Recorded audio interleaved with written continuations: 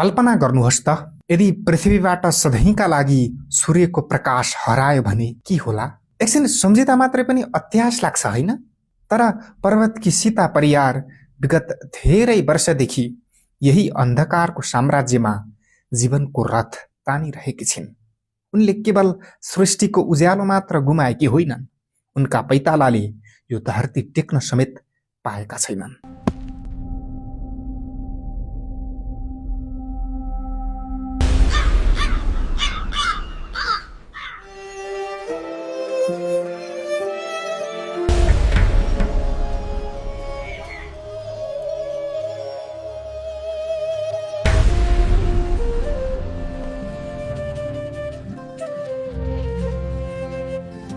भनिन्छ जीवन एउटा सरल रेखा होइन, यो त उतार चढावको सङ्गालो हो। ठिक यस्तै अथवा योभन्दा पनि धेरै सीताको जीवनमा आएका आधी बेहरीहरूले जो कोहीको मुटु कपाउँछन्।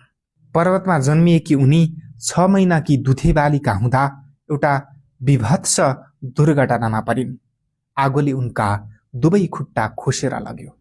उनले पैताला टेकेर धरतीको स्पर्श कस्तो हुन्छ भन्ने अनुभव समेत गर्न पाइनन्।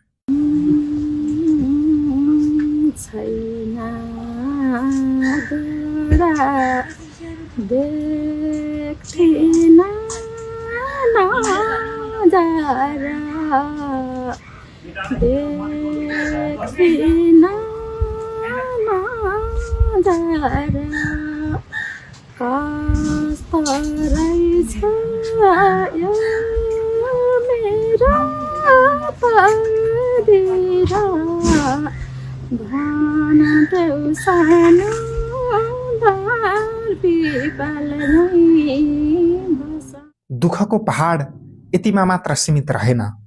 6 वर्षको कलिलो उमेरमा बुबाको माया हरायो। 7 वर्ष पुग्दा आमाले पनि संसार छोडिन्। आमा बुबाको ममताको छहारी खोज्ने उमेरमा उनी पूर्णत टुहुरी भइन्।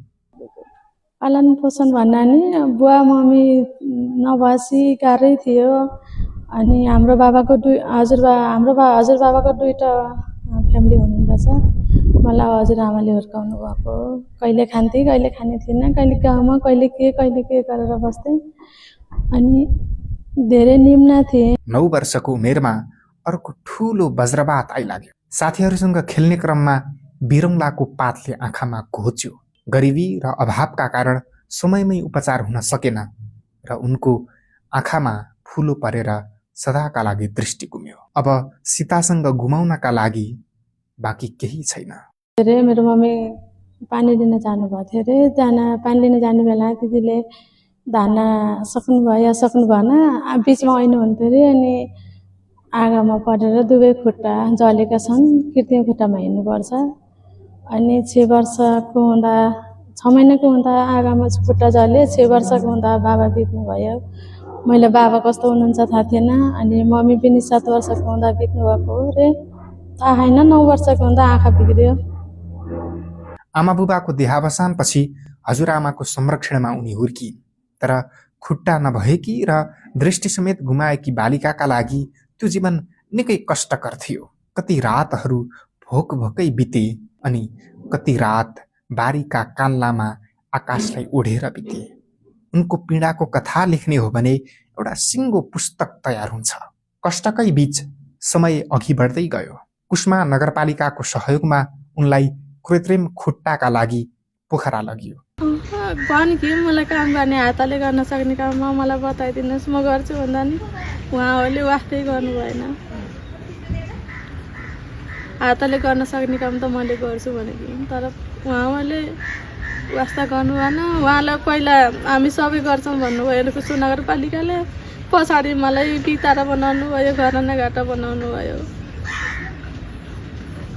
नगरपालिकाबाट चाहिँ पहिले सहयोगको अपेक्षा थियो। उहाँहरूले चाहिँ सहयोग गर्छौँ भन्नाले उसले चिले नेपालले भन्नुभएको। अब अहिलेसम्म हामीले गऱ्यौँ। अब हजुरहरू भनेको नगरपालिकाले हेर्ने उहाँको बारेमा। उहाँ कोही नबसी अब हजुरले सहयोग गर्नु पर्यो भन्नुभयो। हुन्छ भन्नुभयो। अनि त्यहाँ पछाडि केही नि गर्नु भएन। पोखरामा 48,000 कोठा भाडा थियो। त्यो राकेश परियार दाई हुनुहुन्छ रुकुमको, उहाँले एउटा अभियान चलाएर कोठा भाडा तिर्दिनु भयो। त्यहीँबाट उनको शैक्षिक यात्रा सुरु भयो। अमरसिंह माध्यमिक विद्यालयबाट विद्यालय शिक्षा सकेपछि चिल्ले नेपाल नामक संस्थाको सहयोगमा उनले स्नातक तहसम्मको अध्ययन पुरा गरिन्। अपाङ्गता भएकी र सहाराविहीन युवतीले स्नातक तह उत्तीर्ण गर्नु आफैमा ठुलो विजय थियो। त्यो भन्नको लागि चाहिँ मलाई चाहिँ म ६३ सालमा पोखरा आएको। ६३ सालमा पोखरा आएर हिँड्न सिकेको, 2 महिना हिँड्न सिकेँ हरिया खड्काबाटै। हरिया खड्काले मलाई पढाउन हाल्नुभएको। जम्मा मलाई 2 महिनाको लागि पढाउनु भएको थियो। मैले भने 2 महिना पढ्न भन्दा मैले पढ्दिनँ भने, अनि मलाई 10सम्म हरिया खड्काबाटै पढेँ। अनि 10 पढी भ्यासी अनि फेरि मेरो बस्ने ठाउँ थिएन। मलाई त असर त परेको थियो पहिलेबाट। पढेँ नि, तैँले के गर्न सक्छ र भन्नुभएको थियो साथीहरूले। होइन म केही न केही त गरौँला नि भन्थेँ। भन्दा भन्दै मेरो 72 सालको एसएलसी भ्याएपछि फेरि बिताएर पनि अनि चिल्ले नेपालले भेटाएर अनि चिल्ले नेपालले ब्याचलर क्लियर गरेर नगरपालिकालाई बुझाउनु भएको। पढाइ सकिएपछि संस्थाले उनलाई पुनः कुस्मा नगरपालिकामै फिर्ता पठाइदियो। तर विडम्बना, योग्यता भएर पनि उनले आफ्नो क्षमता अनुसारको कुनै काम पाउन सकेकी छैन। अहिले उनी भाडाको एउटा सानो कोठामा बस्छिन्। कोठा भाडा र रासन खर्च जुटाउन उनले अहिले टिकटक लाइभको सहारा लिनु परेको छ। नगरपालिकाले हेर्ने उहाँको बारेमा, उहाँ कोही नबसे अब हजुरले सही गर्नु पर्यो भन्नुभयो। हुन्छ भन्नुभयो। अनि त्यहाँ पछाडि केही नि गर्नु भएन। पोखरामा 48,000 कोठा भाडा थियो। त्यो राकेश परियार दाई हुनुहुन्छ रुकुमको, उहाँले एउटा अभियान चलाएर कोठा भाडा तिर्दिनु भयो। अनि 1 लाख जुटाइदिनु भएको थियो। अनि मोबाइल नै थिएन। अनि दादाले गर्नुभयो। अनि पछाडि भन्दा यिनीको जानु थाहा भएन। अनि गाह्रो भयो चाहिँ। अहिले फेरि 1 वर्षको कोठा भाडा कप्टिँदै गएको छ।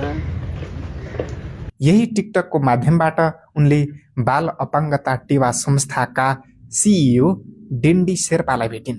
शेर्पाले सीताको अवस्था देखेर उनलाई आँखाको उपचारका लागि काठमाडौँ ल्याएका छन्।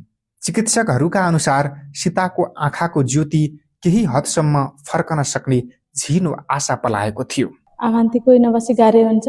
अनि भोटो पर्दै सुत्दै गर्दाखेरि मेरो 2टा आँखाको ज्योति घुम्यो। अहिले डक्टरले देख्छ भन्नुभएको छ। 10% जति देख्छ कि भन्ने आशा छ। धेरै त होइन, थोरै भन्ने कुरा हुनुहुन्छ। दादा जानुभएको थियो, दादालाई थाहा छ। सीता परियारको जीवन कथाले परिवर्तनको नारा घन्किरहेको नेपाली समाज र राजनैतिक वृत्तमा गम्भीर प्रश्न छाडेको छ। के योग्य भएर पनि अपाङ्गता भएका व्यक्ति दयाको पात्र नै बनिरहनु पर्ने हो? सीतालाई अहिले दया होइन, उनको क्षमता अनुसारको काम चाहिएको छ। के तपाईसँग त्यो सम्भावना छ?